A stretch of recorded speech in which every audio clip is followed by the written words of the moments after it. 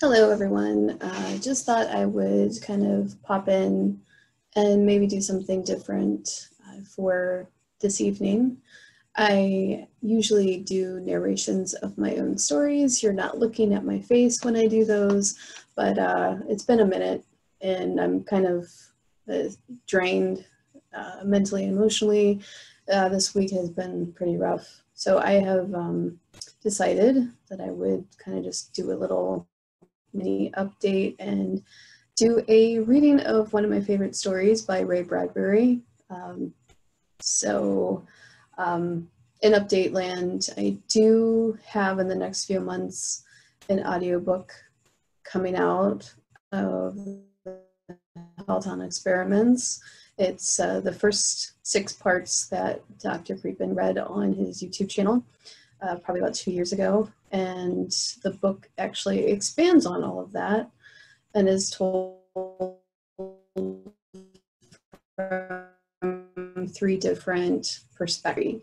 So if you haven't checked that out, I will link that in the description of this video.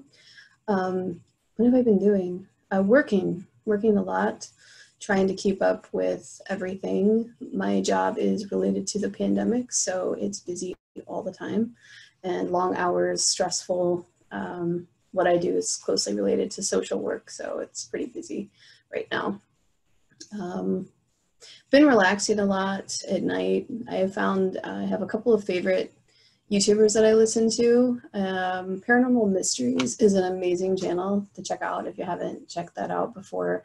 They have a podcast, but they also have a YouTube channel that they narrate, the guy narrates, Nick Ryan is his name, he narrates stories in regards to real paranormal experiences. So people write him and then he reads the letters that they send in. So it's kind of neat.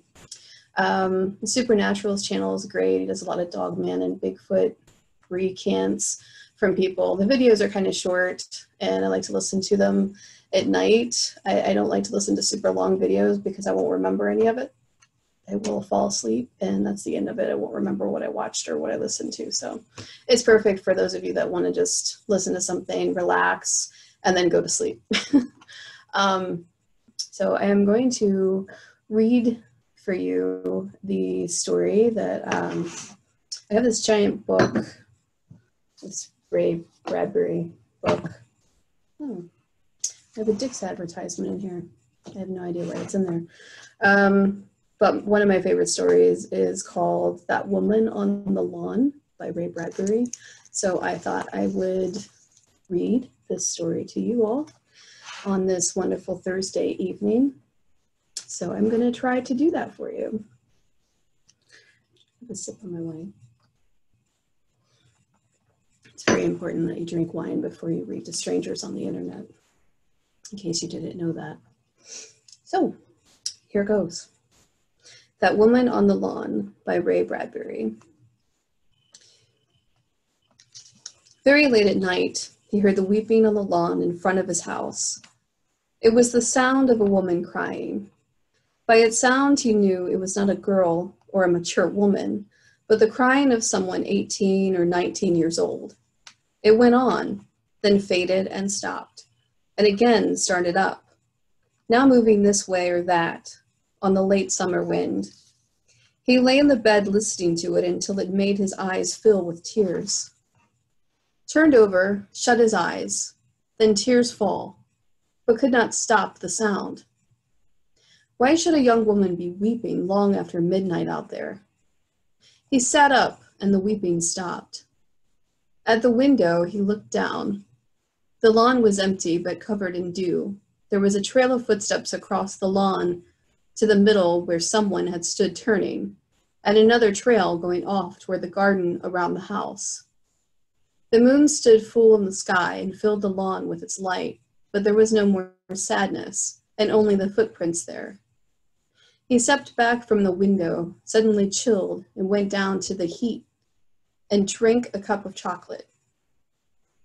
He did not think of the weeping again until dusk the next day, and even then thought that it must be some woman from a house nearby, unhappy with life, perhaps locked out and in need of a place to let her sadness go. Yet, As the twilight deepened, coming home, he found himself hurrying from the bus at a steady pace, which astonished him. Why? Why all this? Idiot, he thought. A woman unseen weeps under your window. It's sunset, and the next day, you almost run. Yes, he thought, but her voice. Was it beautiful then? No, only familiar. Where had he heard such a voice before? Wordless. Crying? Wordless. I can't talk today. And crying. Who could he ask, living in an empty house from which his parents had vanished long ago? He turned in at his front lawn and stood still, his eyes shadowed. What had he expected? That whoever she was would be waiting here? Was he that lonely that a single voice long after midnight roused all his senses? No, simply put, he must now know who the crying woman was, and he was certain she would return tonight as he slept. He went to bed at 11 and woke at 3, panicked that he had missed a miracle. Lightning had destroyed a nearby town, or an earthquake had shaken half the world to dust, and he had slept through it. Fool, he thought, and slung back the covers and moved to the window to see what indeed he had overslept. For there on the lawn were delicate footprints. He hadn't even heard the weeping. He would have gone out to kneel in the grass, but at that moment a police car motored slowly by, looking at nothing and the night. How would he run to prowl, to probe, to touch the grass if that car came by again? What doing? Picking clover blossoms? Weeding dandelions? What? What? His bones cracked with indecision. He would go down. He would not. Already, the memory of that terrible weeping faded the more he tried to make it clear. If he missed her one more night, the memory itself might be gone. Behind him in his room, the alarm clock rang. Damn, he thought. What time did I set it for? He shut off the alarm and sat on his bed, rocking gently, waiting, eyes shut, listening. The wind shifted. The tree just outside the window whispered and stirred. He opened his eyes and leaned forward. From far off, coming near, and down below, the quiet sound of a woman weeping. She had come back to his lawn and was not forever lost. Be very quiet, he thought. And the sound she made came up on the wind through the blowing curtains into his room. Careful now, careful but quick. He moved to the window and looked down. In the middle of the lawn she stood and wept, her hair long and dark on her shoulders, her face bright with tears. And there was something in the way her hands trembled at her sides, the way her hair moved quietly in the wind, that shook him so that he almost fell. He knew her and yet did not. He had seen her before, but had never seen. Turn your head, he thought. Almost as if hearing this, the young woman sank to her knees, to half kneel on the grass, letting the wind comb her hair, head down and weeping so steadily and bitterly that he wanted to cry out, "Oh no, it kills my heart." And as if she had heard, quite suddenly, her head lifted, her weeping grew less as she looked up at the moon, so that he saw her face. And it was indeed a face seen somewhere once, but where? A tear fell. She blinked. It was like the blinking of a camera and a picture taken. God save me, he whispered. No. She whirled and stumbled toward the closet to seize down an avalanche of boxes and albums. In the dark, he scrabbled, then pulled on the closet light, tossed aside 6 albums until finally, dragging another fourth and rifling pages, he gave a cry, stopped, and held a photo close, then turned and moved blindly to the window. There he stared down at the lawn, and then at the photographs, very old, very yellowed with age. Yes, yes, the same. The image struck his eyes and then his heart. His whole body shook. made an immense pulsation as he leaned at the album, leaned on the window frame, and almost shouted. You! How dare you come back? How dare you be young? How dare you be, what? A girl untouched, wandering late on my lawn? You were never that young, never. Damn, oh, damn your warm blood, damn your wild soul. But this he did not shout or say, for something in his eyes, like a beacon, must have flashed. The crying of the young woman on the lawn stopped. She looked up, at which instant the album fell from his fingers to the burst wide screen and down like a dark bird fluttering to strike the earth. The young woman gave a muted cry, whirled, and ran. No, no, he cried aloud. I didn't mean, come back. He was down the stairs and out the porch in a matter of seconds. The door slammed him like a gunshot.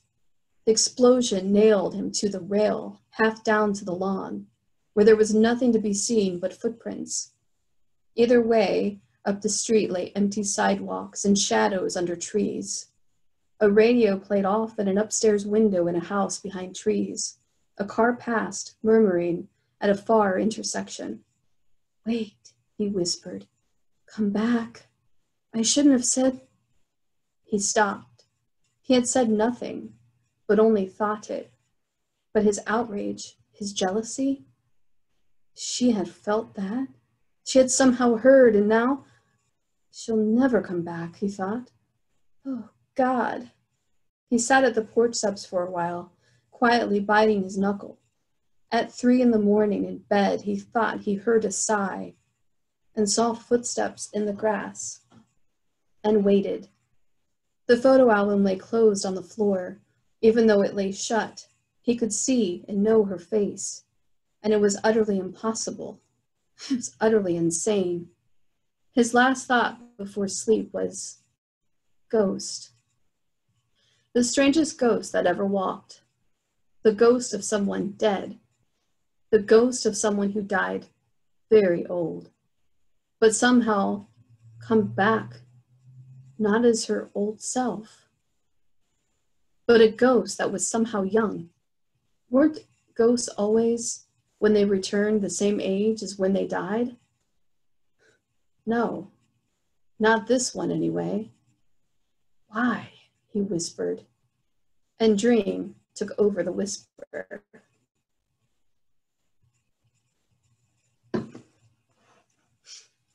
One night passed, and then another, and another, and there was nothing on the lawn but the light of the moon that changed its face from outright stare to half grimace.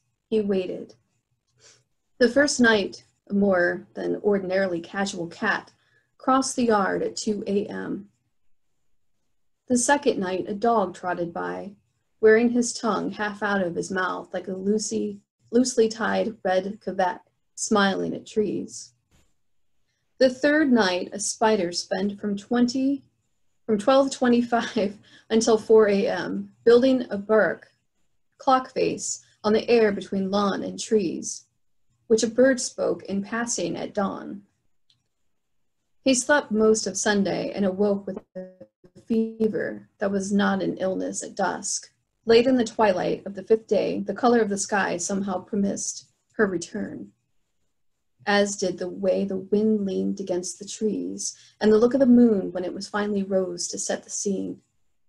All right, he said, half aloud. Now. But at midnight, nothing. Come on, he whispered. 1 o'clock. Nothing. You must, he thought. No, you will. He slept for 10 minutes and woke suddenly at 2:10, knowing that when he went to the window, she would be there. She was. At first he didn't see her and groaned, and then in the shadow of the great oak far out on the edge of the lawn, he saw something move, and one foot came out, and she shook a step and stood very still. He held his breath, quieted his heart, and told himself to turn, walk, and take each step down. I can't talk, with precision, numbering them 15, 14, 13, moving in darkness with no rush, 6, 5, 4, and at last, 1. He opened the front screen door with only a whisper and was on the porch without frightening what might be out beyond waiting for him. Quietly, he moved down the porch steps to the edge of the lawn, like one who stands on the rim of a pond. Out in the center of that pond, the young woman stood, trapped, like someone on thin ice that might at any moment break and drop her through. She did not see him. And then she did a thing that was a signal. Tonight her hair was fixed in a knot at the back of her head. She lifted her white arms in a gesture, and with one touch of her fingers, a touch of snow, loosened her hair. It fell in a dark banner to blow and repattern itself across her shoulders, which trembled with their shadows. The wind stirred her hair in the night and moved it about her face on her uplifted hands. The shadows laid down by the moon under every tree leaned as if called by the motion. The entire world shifted in its sleep. The wind blew as the young woman waited. But no footsteps sounded along the white sidewalks. No front doors opened far down the street. No windows were raised. No motion caused front porches to creak and shift. He took another step out onto the small meadow of night. "Who are you?" she gasped and stepped back.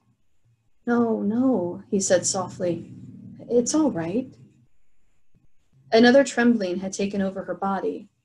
Where before, at some hope, some anticipation, now it was fear.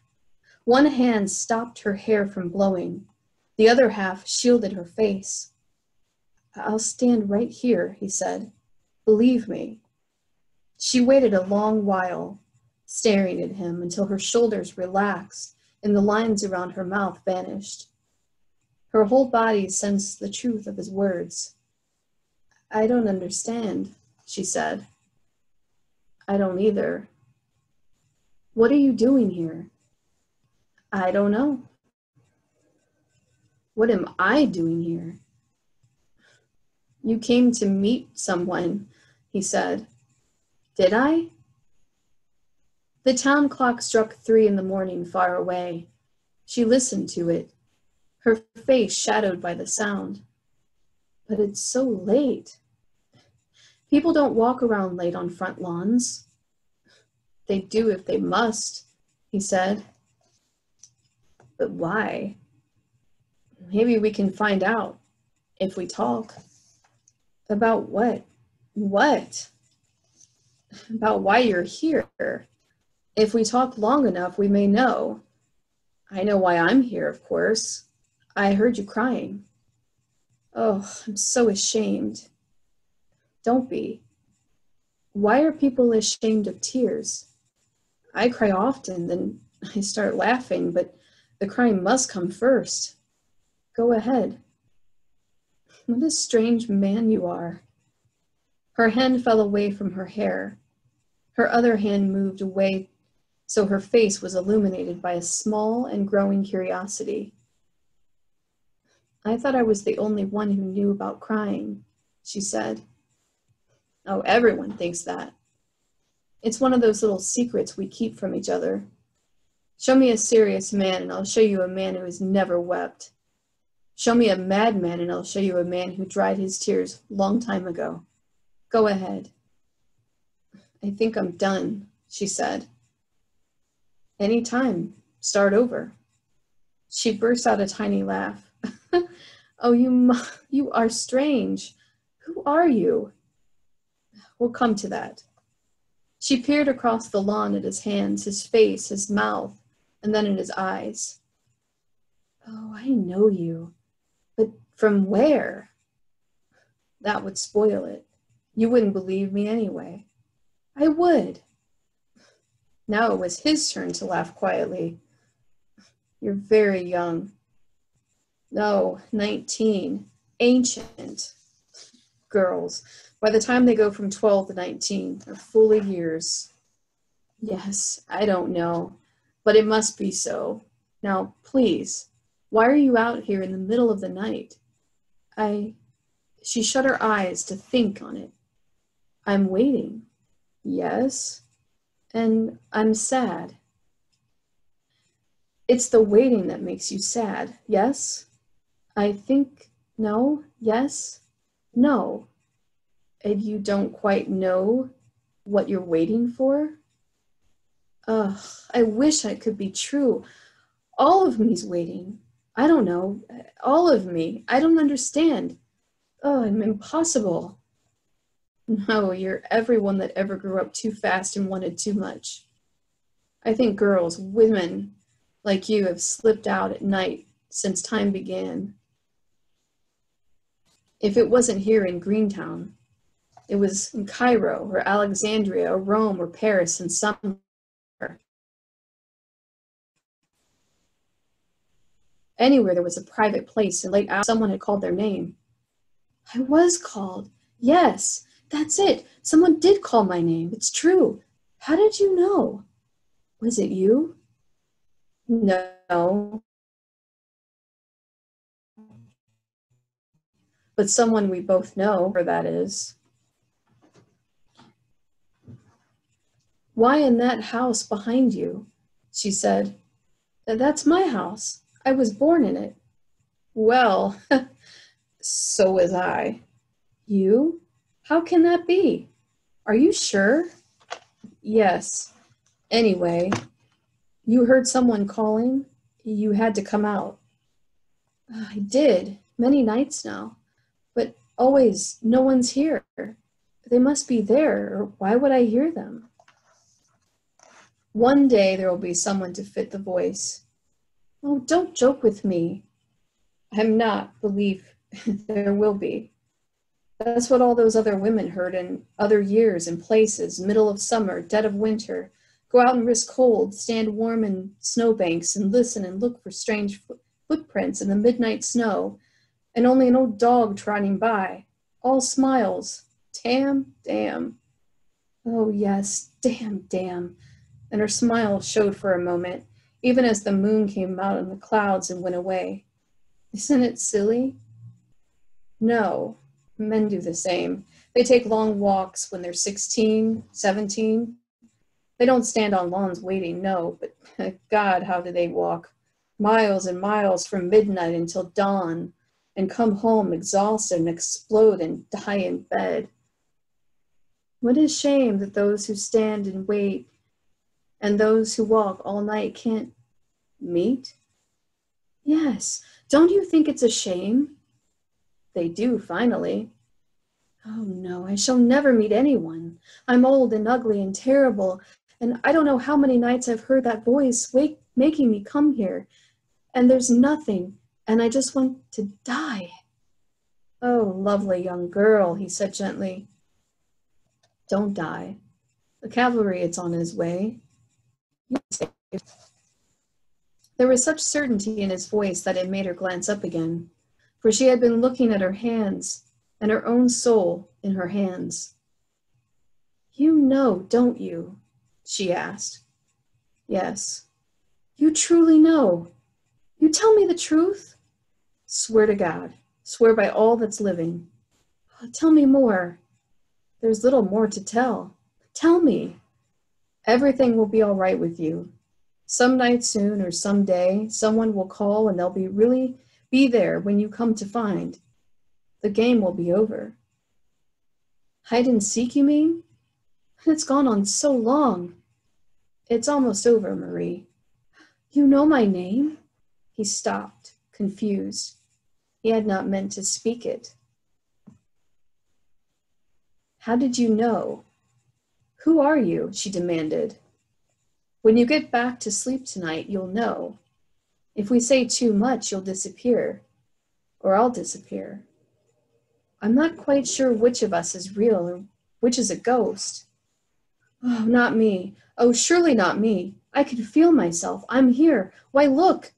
And she showed him the remainder of her tears, brushed from her eyelids and held on her palms. Oh, that's real all right. Well then, dear young woman, I must be the visitor. I come to tell you it will go all right. Do you believe in special ghosts? Are you special? One of us is, or maybe both. The ghost of young love or the ghost of the unborn. Is that what I am? You are? Paradoxes aren't easy to explain. Then, depending on how you look at it, you're impossible, and so am I. If it makes it easier, just think I'm not really here. Do you believe in ghosts? I think I do. It comes to me to imagine then that there are special ghosts in the world, not ghosts of dead people, but ghosts of want and need, or I guess you might say desire. I don't understand. Well, have you ever lain in bed late afternoons, late nights, and dreamt something so much awake you felt your soul jump out of your body as if something had yanked a long, pure white sheet straight out the window? You want something so much your soul leaps out and follows. My God, fast? Why? Yes, yes! Boys do that. Men do that. When I was 12, I read Burroughs' Mars novels. John Carter used to stand under the stars, hold up his arms to Mars, and ask to be taken. And Mars grabbed his soul, yanked him like an aching tooth across space, and landed him in dead Martian seas. That's boys. That's men. And girls? Women? They dream, yes. And their ghosts come out of their bodies. Living ghosts. Living wants, living needs. And go to stand on lawns in the middle of winter nights? That's about it. Am I a ghost then? Yes, the ghost of wanting so much it kills, but doesn't kill you, shakes and almost breaks you. And you? It must be the answer ghost. The answer ghost. What a funny name. Yes, but you've asked, and I know the answer. Tell me. All right. The answer is this, young girl, young woman. The time of waiting is almost over. Your time of despair will soon be through. Very soon now a voice will call, and when you come out, both of you, your ghost of want and your body with it, there will be a man to go with that voice when it calls. Oh, please don't tell me if it isn't true. Her voice trembled. Tears flashed again in her eyes. She half raised her arms again in defense. I wouldn't dream to hurt you. I only came to tell. The town clock struck again in the deep morning. It's late, she said. Very late. Get along now. Is that all you're going to say? You don't need to know anymore. The last echoes of the great clock faded. How strange, she murmured. The ghost of a question, the ghost of an answer. What better ghost can there be? None that I've ever heard of. We're twins. Far nearer than you think. She took a step, looked down, and gasped with delight. Look, oh look, I can move. Yes. What was it you said? Boys walk all night, miles and miles? Yes. I could go back in, but I can't sleep now. I must walk too. Do that, he said gently. But where shall I go? Why, he said, and he suddenly knew. He knew where to send her, and was suddenly angry with himself for knowing, angry with her for asking. A burst of jealousy welled in him. He wanted to race down the street to a certain house where a certain young man lived in another year, and break the window, burn the roof, and yet, oh, yet, if he did that? Yes, she said, for he had kept her waiting. Now, he thought, you must tell her. There's no escape. For if you don't tell her, angry fool, you yourself will never be born. A wild laugh burst from his mouth, a laugh that accepted the entire night, and time and all of his crazed thinking. So, you want to know where to go? He said at last. Oh, yes. He nodded his head. Up to that corner, 4 blocks to the right, 1 block to the left. She repeated it quickly. And the final number? 11 Green Park.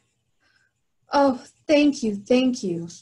She ran a few steps, then stopped, bewildered. Her hands were helpless at her throat. Her mouth trembled. Silly. I hate to leave. Why? Why? Because I'm afraid I'll never see you again. You will. 3 years from now. Are you sure? I won't look the same, but it'll be me. And you'll know me forever.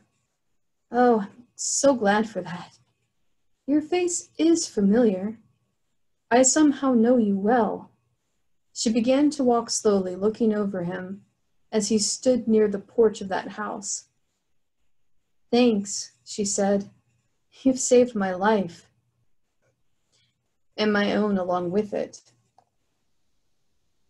The shadows of a tree fell across her face, touched her cheeks, moved in her eyes. Oh, Lord, girls lie in bed nights listing the names for their future children. Silly. Joe, John, Christopher, Samuel, Stephen. And right now, Will. She touched the gentle rise of her stomach, then lifted her hand halfway to point to him in the night. Is your name Will? Yes. Tears absolutely burst from her eyes. He wept with her. Oh, that's fine, fine, she said at last. I can go now. I won't be out here on the lawn anymore. Thank God. Thank you. Good night. She went away into the shadows across the lawn and along the sidewalk down the street. At the far corner, he saw her turn and wave and walk away. Good night, he said quietly. I'm not born yet, he thought. Or she has been dead many years. Which is it? Which? The moon sailed into clouds. The motion touched him to step, walk, go up the porch stairs, wait. Look out at the lawn, go inside, shut the door. A wind shook the trees. The moon came out again and looked upon a lawn where 2 sets of footprints, one going one way, one going another in the dew. Slowly, slowly, as the night continued, vanished. By the time the moon had gone down the sky, there was only an empty lawn and no sign and much dew. The great town clock struck 6 in the morning. Fire showed in the east. A cock crowed. That is the end of my Ray Bradbury story for the evening. Hopefully you guys have a good weekend. I'm going to try to take a much needed break from everything and have a good weekend. Happy Thursday. And if you like this sort of thing, let me know. Maybe I will do things like this on a more regular basis. So cheers, and you all have a great day. And thank you for subscribing and watching my videos on my channel. Helps me, and it's nice to have an audience that kind of encourages me with my writing. So thank you. Have a good one. Bye now.